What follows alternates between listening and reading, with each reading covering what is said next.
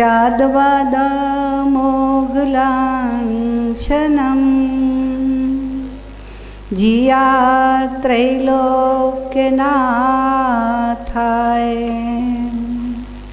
शासनं जिनशासनं शासनं जिनशासनं रमोऽरिहन्तारं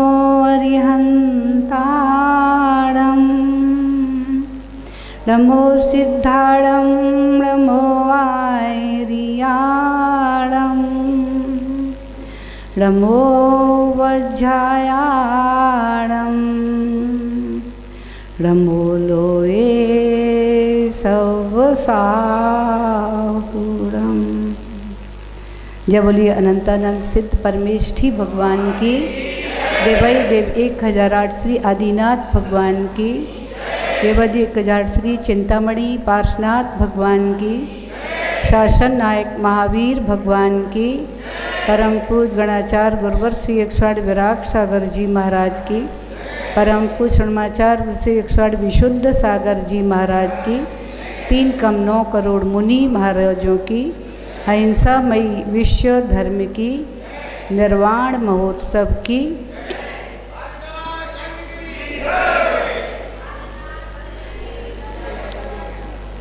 आज का प्रातःकाल हम सभी के बीच में खुशियाँ लेकर के आया। उत्सव ही नहीं महोत्सव को लेकर के आया, क्योंकि आज कर्मों पर विजय करने वाले, क्रोध पर विजय करने वाले, क्षमा विजयी, कल्पद्रुम, संकट मोचन 1008 से चिंतामणि पार्श्वनाथ भगवान का निर्वाण महोत्सव है। जब हम चिंतन करते हैं 2800 वर्ष पहले 23वें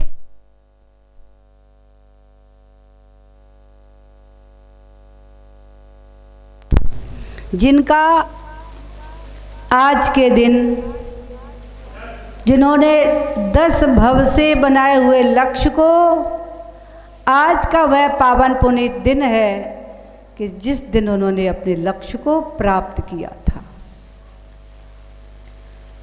जब हम देखते हैं चारों ओर, क्षेत्रों पर देखो, अक्षय क्षेत्रों पर देखो, नगरों में देखो, गांव में देखो, मंदिर में देखो, वेदियों पर देखो, जहाँ देखो वहीं शासन महावीर भगवान का है, लेकिन आराधना पार्श्वनाथ भगवान की।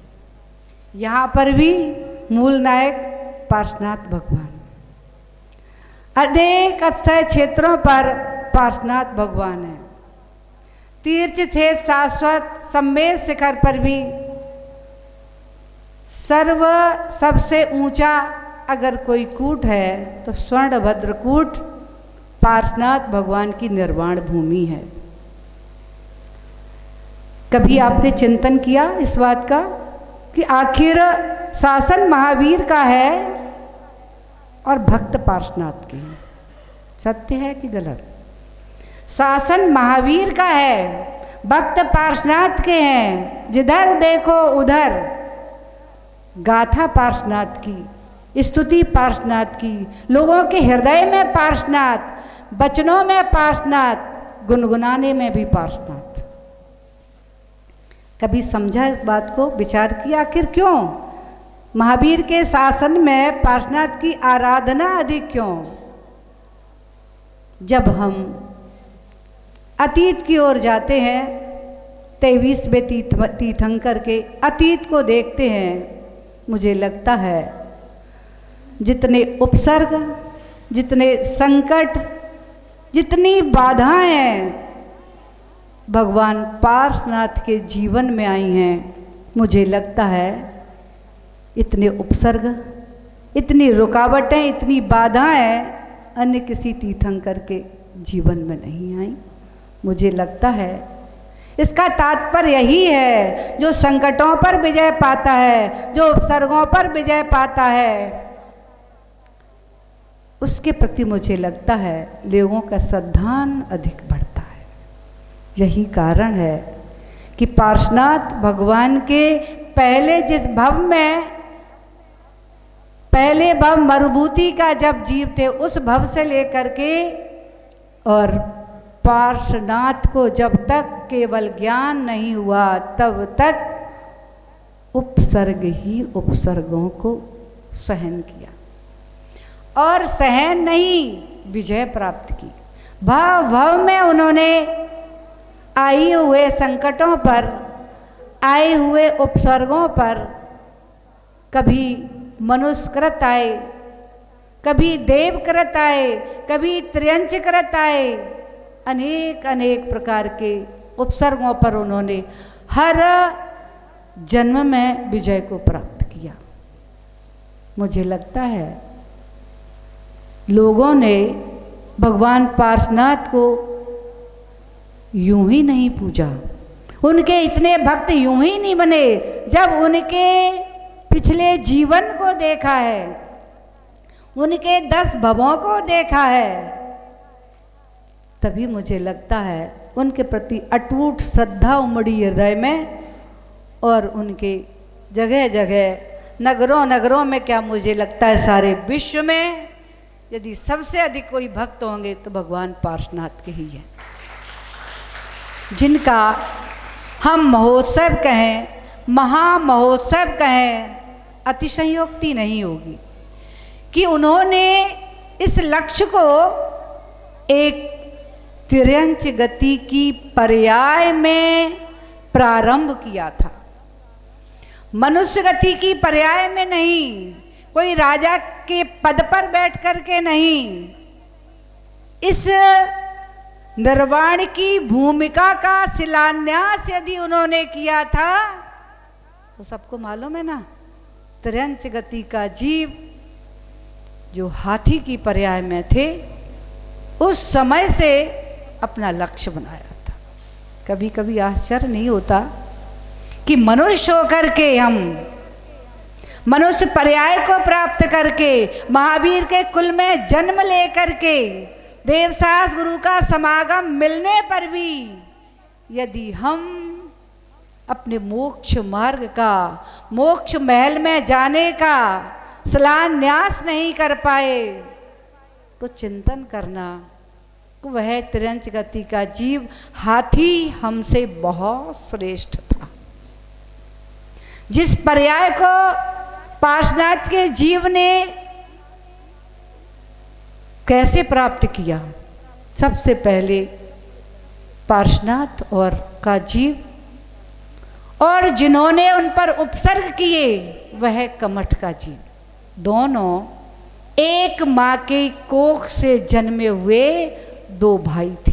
सभी को मालूम होगी ना, भगवान पार्श्वनाथ का जीव मरुभूति और कमठ का जीव उनका बड़ा भाई, जो राजा अरविंद के मंत्री थे, उनके दोनों पुत्र थे। ये युद्ध में जब इनके पिता मंत्री का युद्ध में मरण हो गया, तब राजा को चिंता हुई, अब मैं मंत्री पद पर किसको बैठाऊं। दोनों भाइयों की ओर देख रहे थे, छोटा भाई मरुभूति और बड़ा भाई कमठ। दोनों के व्यवहार में, दोनों के जीवन में, दोनों के चरित्र में बहुत अंतर था, क्योंकि ये आवश्यक नहीं है जो ज्येष्ठ हो उसके पास श्रेष्ठता हो ही। कभी कभी ऐसा भी होता है जो ज्येष्ठ नहीं होता है लेकिन श्रेष्ठ होता है। ध्यान रखना, ज्येष्ठ और श्रेष्ठ में बहुत अंतर है। ज्येष्ठता तो जन्म पहले लेने से हो सकती है, लेकिन श्रेष्ठता कर्मों से होती है। व्यवहार से होती है, विवेक से होती है, बुद्धि से होती है, चारित्र से होती है। वही स्थिति मरभूति और कमठ के बीच में थी। चिंतन किया राजा ने, मंत्रणा की। योग्यता जब उन्होंने मरभूति में देखी, ज्येष्ठ भले ही नहीं है लेकिन श्रेष्ठता मरभूति में है, इसीलिए उसको मंत्री पद सौंप दिया। जब छोटा भाई श्रेष्ठ पद पर विराजमान हो जाए तो बड़े भाई की क्या दशा होगी, ये सभी जान सकते हैं कि निश्चित ही उसके अंदर ईर्ष्या, द्वेष और अवैध मनस्टता का जन्म हो जाएगा। वही स्थिति हुई कि मरभूति के प्रति कमठ का यही भाव हुआ, ईर्ष्या, द्वेष, वैमनस्यता, शत्रुता। जब युद्ध में मरभूति मंत्री बनकर के युद्ध में गया तब पता चला कमठ को भाई तो बाहर गया हुआ है और उसने एन करेन प्रकारेण अन्याय अनीति से मरभूति की पत्नी का हरण कर लिया। इस घटना का जब राजा अरविंद को पता चला तो उसने इसकी दुष्टता पर इसे दंड दिया, काला मुख करके और गधे पर बैठाल कर सारे नगर में घुमा करके और जंगल के बाहर जंगलों में छोड़ दिया। और ये वहाँ से जाकर के कुतपसी आदि जो होते हैं ना, कुतप तपने वाले, उनके गिरोह में शामिल हो गया। जब मरभूति वापस लौटा युद्ध क्षेत्र से विजय प्राप्त करके और इसको पता चला कि मेरा भाई नगर में नहीं है, और ये भी पता चला कि उसको दंडित करके नगर के बाहर निकाल दिया, उसकी करुणा जागी भाई के प्रति। क्योंकि स्वाभाविक है, जिसके भावों में श्रेष्ठता होती है, जिसके व्यवहार में श्रेष्ठता होती है, वह निश्चित की उसके अंदर करुणा अवश्य होती है। भाई के प्रति ज्येष्ठ भाई था, भले ही उसमें श्रेष्ठता नहीं थी, लेकिन उसकी करुणा भाई के प्रति जागृत हो गई और वह उस जंगल में वहाँ पहुँच गया जहाँ भाई कुतप तप रहा था।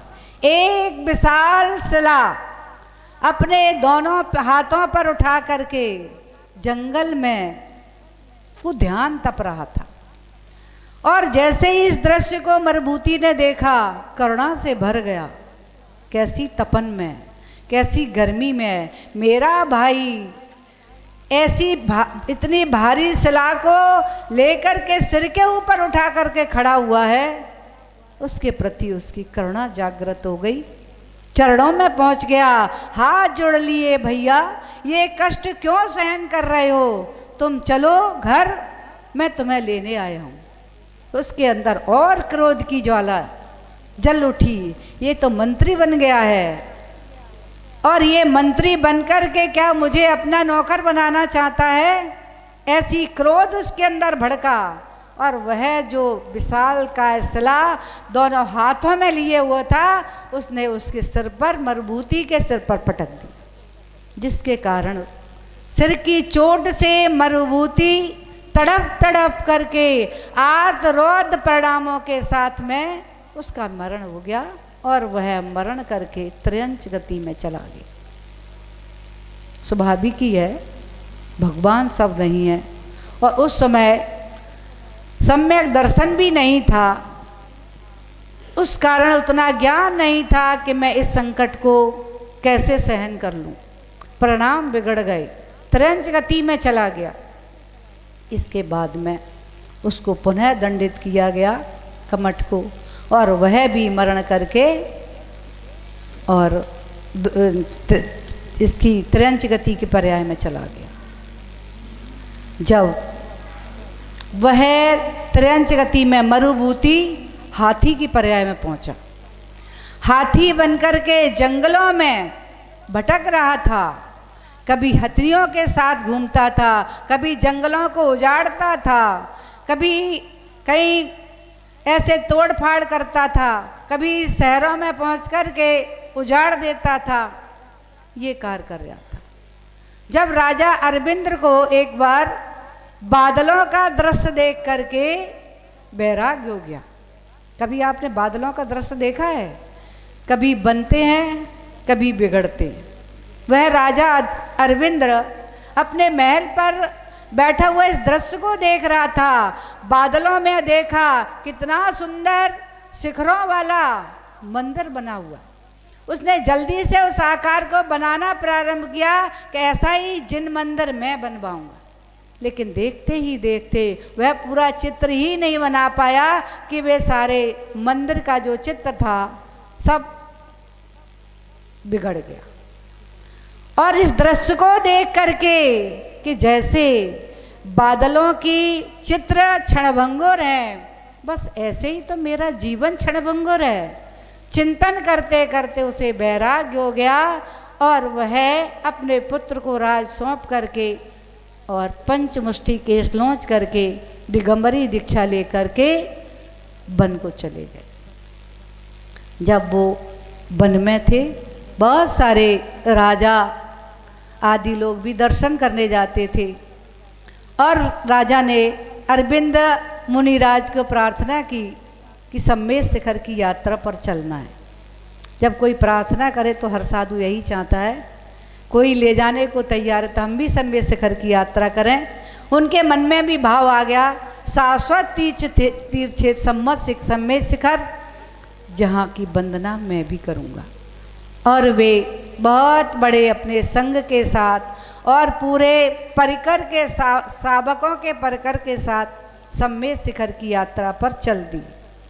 बिहार करते करते करते करते वो बिहार में पहुंच गए।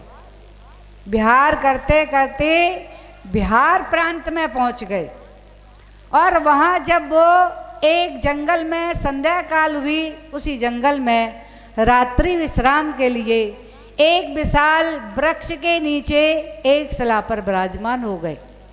बहुत सारे उनके साथ में साधु भी थे, श्रावक थे, राजा भी थे, राजा का पूरा परिकर था। देखते ही देखे एक विशाल काय वाला काला मोटा हाथी दौड़ता हुआ आ रहा था और उसने आते ही जो राजा के साथ में रथ चल रहे थे, गाड़ियां चल रही थी, घोड़े चल रहे थे, एक एक को उठा के पछाड़ करके कहीं वृक्षों को उखाड़ के फेंक रहा था। इस दृश्य को देखते देखते जितने लोग थे सब जंगल में भाग रहे थे, त्राहा चिल्ला रहे थे और अरविंद महाराज का जय जयकार कर रहे थे। दौड़ते हुए सब मुनिराज अरविंद की ओर आ रहे थे। अचानक दृष्टि मुनिराज की उस सारे नागरिकों पर पड़ी है, क्या हो रहा है, क्यों सब चिल्ला रहे हैं। तब देखते हैं पीछे से एक विशाल काय वाला हाथी दौड़ता हुआ आ रहा है। महाराज उस हाथी की ओर देख रहे थे। हाथी दौड़ता हुआ आ रहा था। जैसे ही उसकी दृष्टि मुनिराज अरविंद पर पड़ी, स्तब्धित हो गया, वहीं स्तंभित हो गया, खड़ा हो गया और राजा अरविंद की ओर देखता रहा। बार बार अपनी सूंड उठा करके मुनिराज अरविंद को नमस्कार कर रहा था। मुनिराज समझ गए ये त्रिंच गति का जीव भले ही है, इसके अंदर विवेक जागृत हो गया है। इसने पहचान लिया कि यहाँ पर दिगंबर मुनि मोक्ष मार्गी रत्नात्रयधारी विराजमान हैं। और ऐसा जैसे ही विवेक जागा कि इनके चरणों में मेरा कल्याण हो सकता है, वह गजराज वहीं बैठ करके बार बार मुनिराज को नमस्कार करने लगा। राजा मुनिराज अरविंद ने अवधि ज्ञान से जान लिया कि ये हाथी ने मुझे पहचान लिया। राजा वो मुनि अरविंद के कंधे पर एक चिन्ह था जिसे हाथी के जीव ने मंत्री पद पर था तब कई बार देखा था। उस चिन्ह को देख करके उस हाथी को जाति स्मरण हो गया और वह वहीं शांत भाव से बैठ गया। और अरविंद मुनिराज ने जैसे ही जाना इसको जाति स्मरण हो गया है, उन्होंने उस हाथी को संबोधन किया, गजराज तुम मंत्री थे, मनुष्य थे, और मनुष्य त्रियंत गति में चले गए, क्योंकि आतरोद परिणामों के साथ में तुमने अपनी सांसों का विसर्जन किया था। आज तुम त्रियंत गति में विशाल काय वाले इस गज की पर्याय में हो। आज तुम अपने विवेक को जगा लेना, क्योंकि मनुष्य भगवान बनता है, लेकिन त्रियंत गति का जीव भी भगवान बनने का उपक्रम कर सकता है। तुम्हारे पास में भी गजराज, तुम्हारे पास भी वह शक्ति है ताकि तुम भगवान बनने का शिलान्यास कर सकते हो। उस मोक्ष में जाने का शिलान्यास तुम आज भी कर सकते हो। जैसे ही मुनिराज अरविंद ने उस गजराज का संबोधन किया, आंखों से आंसू बहने लगे। गजराज की आंखों से आंसू बहने लगे। मुनिराज को करुणा आ गई और उन्होंने फिर गजराज को अणुव्रतों का उपदेश दिया। उस गजराज ने मुनि महाराज के उपदेश से अणुव्रतों को धारण कर लिया। जानते हो अणुव्रत माने प्रतिमा के व्रत, धारण करके श्रावक बन गया। और वह फिर उनके वचन सुन के जंगल में चला गया, और जंगल में जाकर के जो गजराज अभी तक वृक्षों को उखाड़ता था और छोटे छोटे पशुओं को रौंद डालता था, वह गजराज इतना शांत हो गया, ना अब वृक्षों को उखाड़ता है, यहाँ तक कि घास, हरी घास को भी नहीं रौंदता। वह देख देख कर चलने लगा, कहीं मेरा पैर घास पर ना पड़ जाए, कहीं मेरे द्वारा वृक्ष को कष्ट ना हो जाए। प्यास लगती थी तो वह बहते पानी को, प्राशुक जल को पीने जाता था, और यदि उसको सूखा भोजन मिलता था तो करता था, वरना उपवास कर लेता था।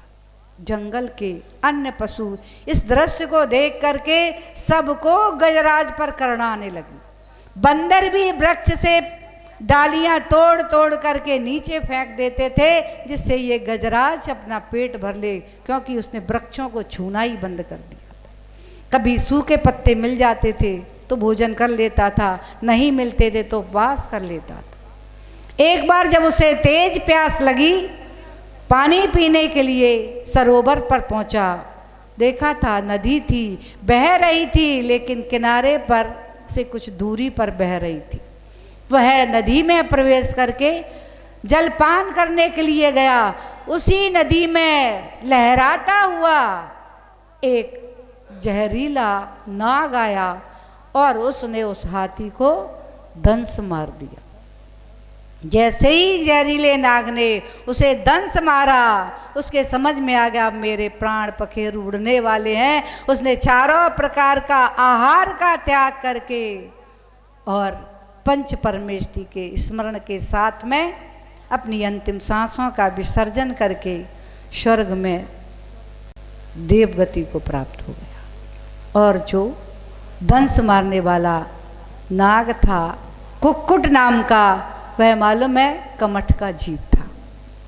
यह भी अपनी आयु पूरी करके नाग कमठ का जीव नरक में चला गया। उसके बाद में जब स्वर्ग से वह मरुभूति का जीव वापस आया, विदेह क्षेत्र में राजपुत्र अग्नि कुमार का हुआ, जिसका नाम अग्नि कुमार था। और उसको भी जिनेंद्र देव के दर्शन करके, जिनवाणी का श्रवण करके वैराग्य हो गया। दीक्षा लेकर के वे अग्निदेव मुनि दीक्षा लेकर के और साधना रत हो गए। वे अपनी अग्निवेग नाम के राजकुमार जो थे, मुनि बनकर ध्यानस्थ थे।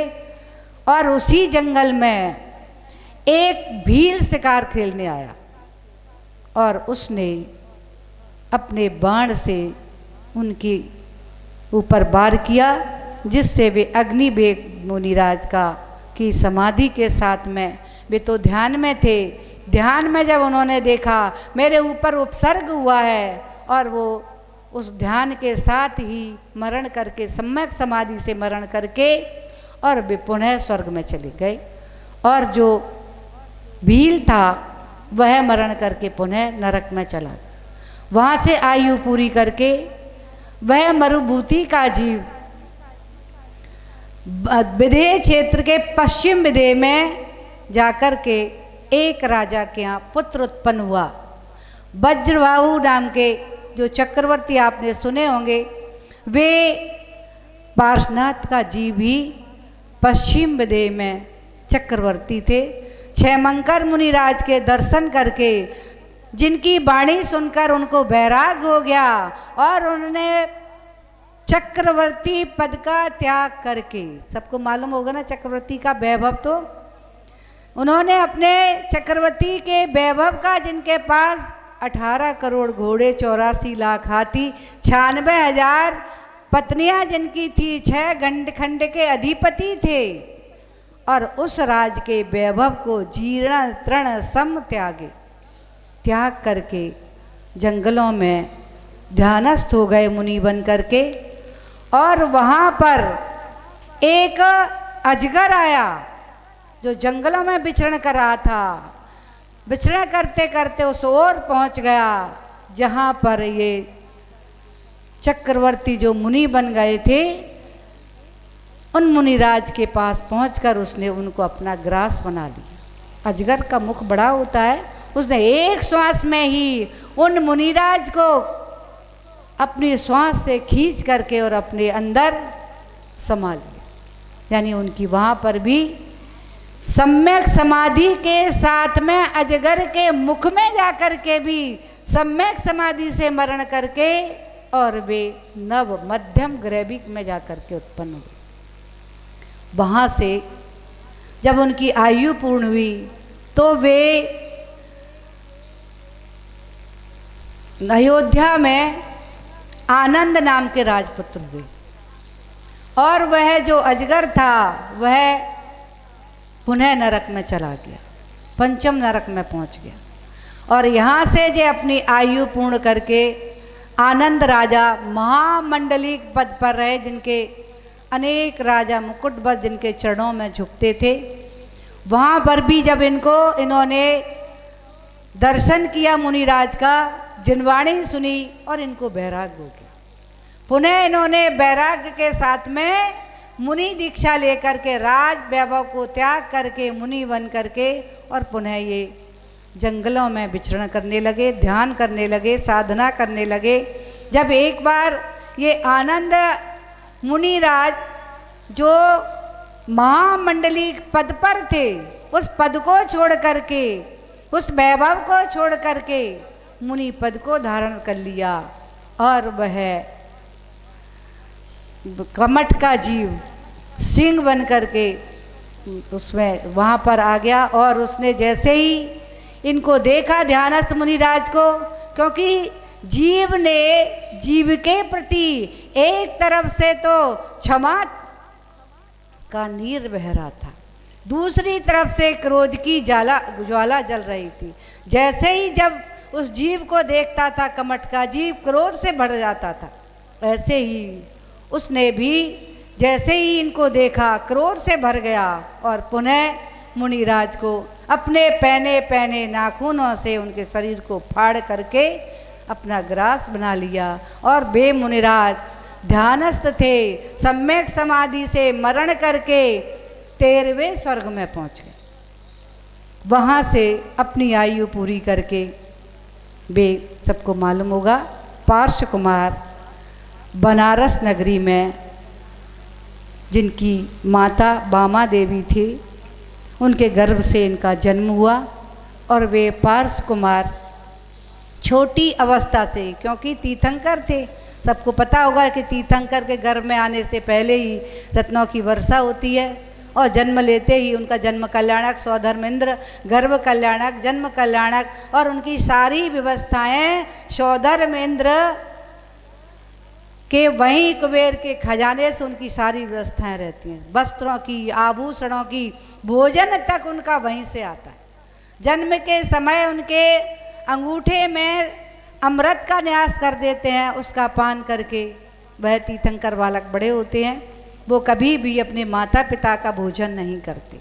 वैसे ही पार्श कुमार भी बड़े हुए, युवावस्था को प्राप्त हुए और एक दिन वे अपने स्वभाव मित्र के साथ में जंगल में घूमने गए। अचानक उन्होंने एक दृश्य देखा।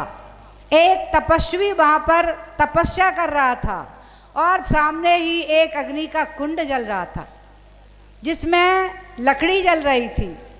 जब वे पार्श कुमार वहाँ पहुँचे, देखते हैं वह तपस्वी एक अपनी हाथ में कुल्हाड़ी लेकर के लकड़ी को चीर रहा था। उन्होंने उसे रोक दिया। ठहरो ठहरो कहते हुए भी उसने वार कर दिया। उन्हें कहा ठहरो, इसमें जीव है, इसमें नाग नागनी का जोड़ा है। लेकिन उस तपस्वी ने सुना ही नहीं और वार कर दिया। देखा तो वह लकड़ी के अंदर से नाग नागनी के जोड़े के दो दो टुकड़े हुए गए। पार्श कुमार इस दृश्य को देख करके करुणा से भर गए।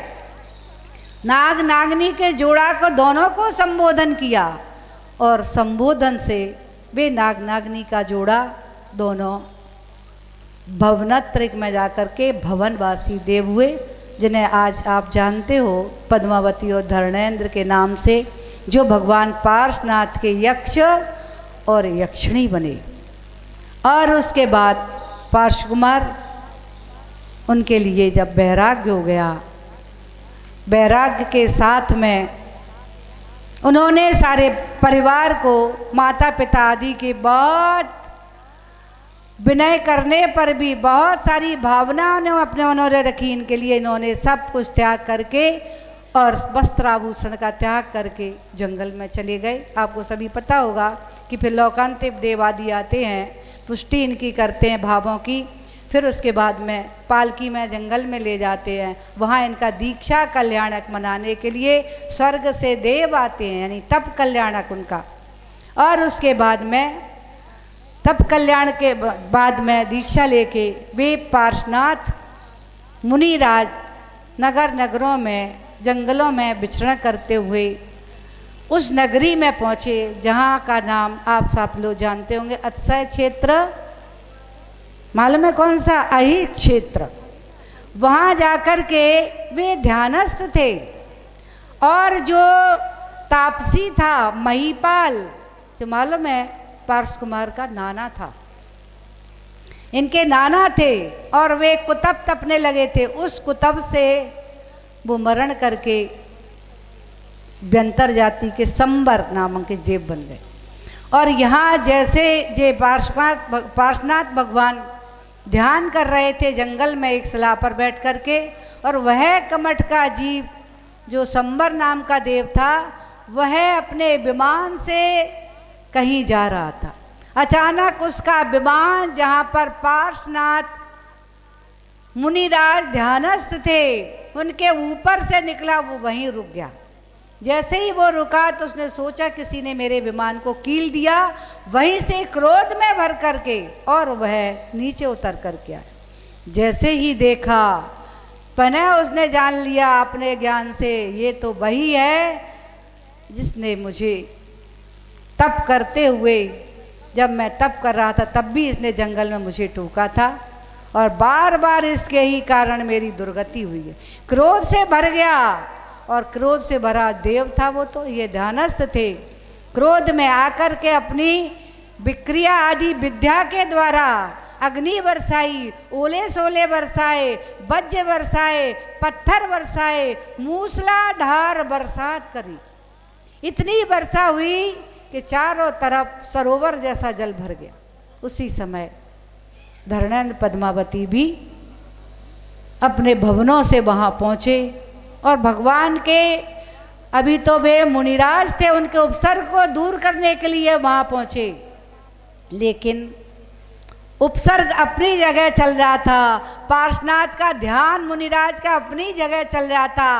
होते होते उपसर्ग में पार्श्वनाथ भगवान ने ध्यान में थे, शुक्ल ध्यान में पहुँच करके और उन्होंने केवल ज्ञान को, चार घातीय कर्मों का क्षय करके केवल ज्ञान को प्राप्त कर लिया। इधर संबर उपसर्ग कर रहा था, कभी अग्नि, कभी बरसात, कभी पाषाण, कभी वज्र बरसा रहा था। और उधर पार्श्वनाथ मुनिराज का ध्यान में विशुद्धि बढ़ते बढ़ते कर्मों को क्षय करते जा रहे थे, और जैसे ही 4 घातिया कर्मों का क्षय हुआ, केवल ज्ञान की प्राप्ति हुई। अंतरिक्ष में 5000 धनुष ऊपर अंतरिक्ष में विराजमान हो गए। फिर सभी को मालूम होगा कि जैसे ही उनको